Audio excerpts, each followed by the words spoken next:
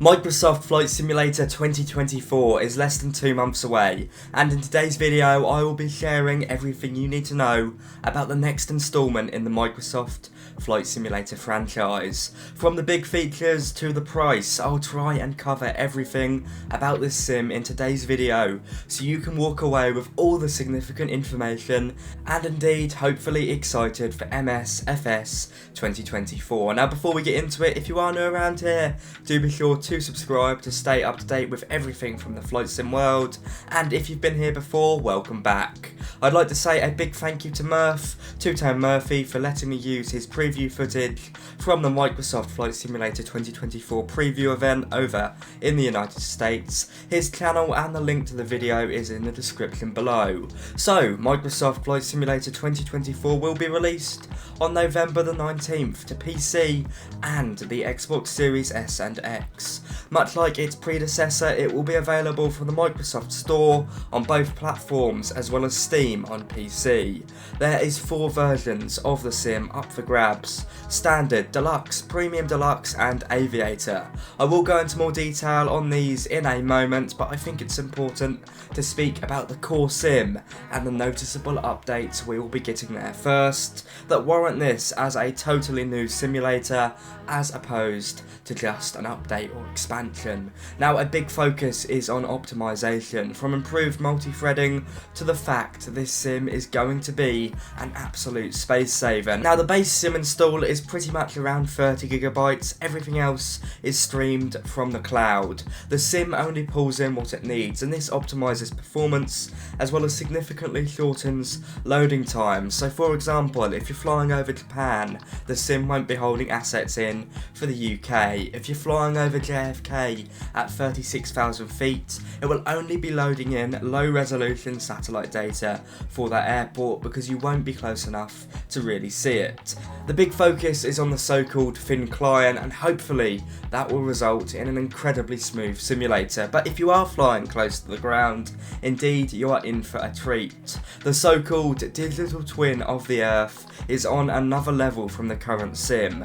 The world is simply put alive with greatly enhanced elevation maps, an improved atmosphere, seasons, and improved weather engine that should include the much requested cirrus clouds, as one of my mates keeps bloody pestering me about them. So there we are, Joe, cirrus clouds are on the way, as well as realistic storms. Flora and fauna wise, it looks like animals will be everywhere. Make sure you don't fly into too many of them, and of course trees look so much more realistic, proper 3D trees now, all 3 trillion of them. Every single glider airport, 900 oil rigs across the world, and 80,000 listed heliports have been simulated to match up with the global airports that are everywhere. Now importantly, physics and flight dynamics wise, the team have really focused on this, and while I have to say some content creators at the preview event have said it still needs work, it looks like there has been significant improvements here, especially when it comes to the interaction of the aircraft with the air around it. Wind shear is now simulated, as well as wake turbulence, so make sure you stay 6 minutes back from the heavies, and with new activities allowing you to transport cargo and lift banners. The physics of lifting cargo and towing banners has also been modelled as part of their soft body physics, including the inertia and them blowing around in the wind. Your plane will also directly interact with the world around it. This means you'll flatten grass as you land on it, leave tyre marks and rubber marks on the runway, and you'll skid over the rocks. It sounds pretty cool, but it does mean you have to actually consider your landing surface, and if you're landing on ice, I imagine you'll feel it. There's new accurate aircraft systems included in the entire fleet, with the help from the working title team and other developers. There's a new universal flight management system, a realistic Honeywell Primus which is found in the business jets, and a shiny new flight planning tool which looks more akin to Navigraph, allowing for realistic IFR and VFR flight planning. AI traffic looks absolutely incredible now. I believe they've been helped out from the AIG team here, so a lot to be said there. It features real world airliners and liveries as opposed to the past monstrosities.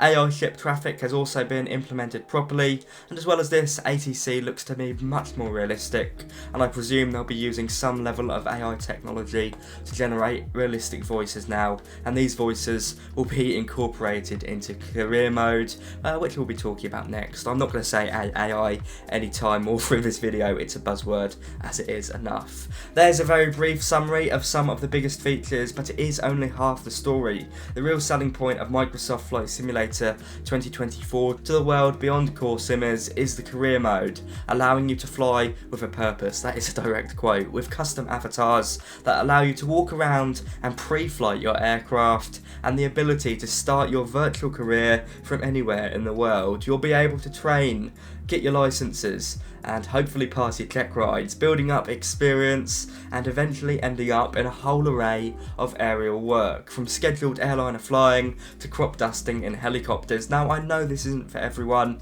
but I think as someone that started out messing around on flight sims and is now a licensed private pilot, I think stuff like this is important because it brings people into flight simming, it brings people into aviation, and who knows where it can go from there. The basic landing challenges and simple missions still exist, and you can do them if you want to. Now, of course, there is an extensive array of aircraft by default, and depending on what version you buy, there's up to 125 aircraft to fly from day one. The marketplace has been overhauled with a better rating system, and now the option to rent aircraft to try out for a small fee for a certain amount of time. I think that's an interesting feature, and it could go either way in my opinion. Now, going back to the versions of Microsoft Flight Simulator 2024 available, here they are on the screen, all available to pre-order from the Microsoft store right now. Wait a few more days for Steam. Now, UK prices are on the screen. The standard edition offers 70 aircraft and 150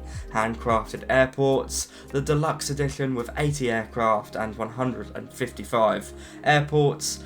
Premium Deluxe with 95 aircraft and 160 airports, and note that these aircraft do include aircraft from Microsoft Flight Simulator 2020, as well as plenty of new arrivals. There's also a brand new edition called the Aviators Edition. This includes everything in Premium Deluxe, plus the entire fleet of Microsoft made aircraft, the frequent flyers and the local legends from Microsoft Flight Simulator 2020. So a good deal, but only if you never purchased too many of them in the past, in the older sim, and indeed if there's many of them you want to fly. There's also two collector's editions up for sale: the Premium Deluxe Jumbo Steelbook, which includes some goodies, and the limited edition Collector's Aviators Edition, which includes plenty of goodies, including a rather snazzy flight bag that you definitely pay for. Now, to speak about aircraft on the screen now, as you can see, there are 70 aircraft included in the standard edition. New highlights include the Airbus A321LR, the Boeing 737 MAX 8, the Airbus H125 and the A10 Thunderbolt II. All that plus 10 of these aircraft for the Deluxe Edition, the highlight here being the Cessna Titan, another 15 for the Premium Deluxe, including the Chinook, the Saab 340 and the 747-400 as a super tanker and as the Dreamlifter. I can't see the standard 747-400 there, which is a bit of a shame, but all of these aircraft, as you can see, do look good, and you can indeed see some aircraft we know and love from Microsoft Flight Simulator 2020. Now, as I mentioned, with the Aviators Edition, you get 30 aircraft on top.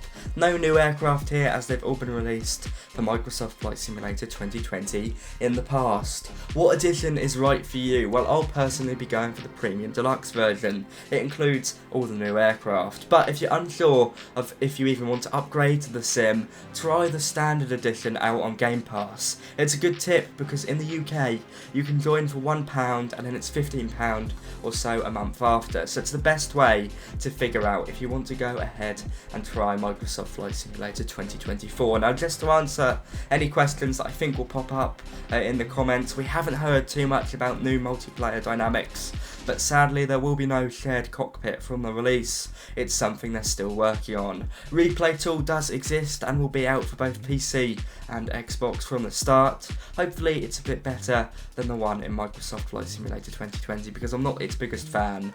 With pretty much no exceptions, all add-ons that work in Microsoft Flight Simulator 2020 right now will work in Microsoft Flight Simulator 2024, whether it be from the marketplace or external developers. That is excellent news. We did hear about that in the past, but it's really good to hear it all confirmed. And for my viewers that like to flight sim using a VR headset, I haven't heard of too many VR specific features coming across just yet, so it's something to keep your ear to the ground for, but you definitely will benefit from the improved multi-threading. Now on your screen now, as one of the final points of this video, here are the PC specifications for Microsoft Flight Simulator 2024, speaking about the minimum spec, the recommended spec and the ideal spec. A slight uptick from the requirements of Microsoft Flight Simulator 2020, DirectX 12 graphics cards or DirectX 12 capable graphics cards are now an absolute must. Aside from that, if you want an ideal spec, it's quite hefty on RAM, but nothing else to really report here.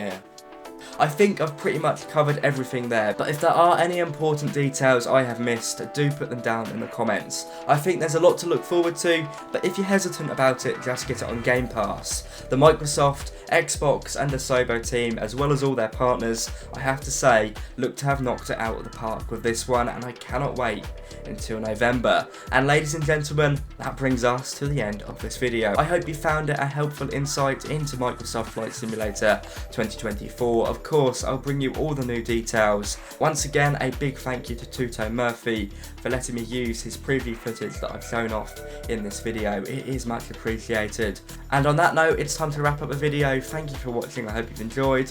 If you did, do be sure to drop a like and a comment. Happy flying and bye bye.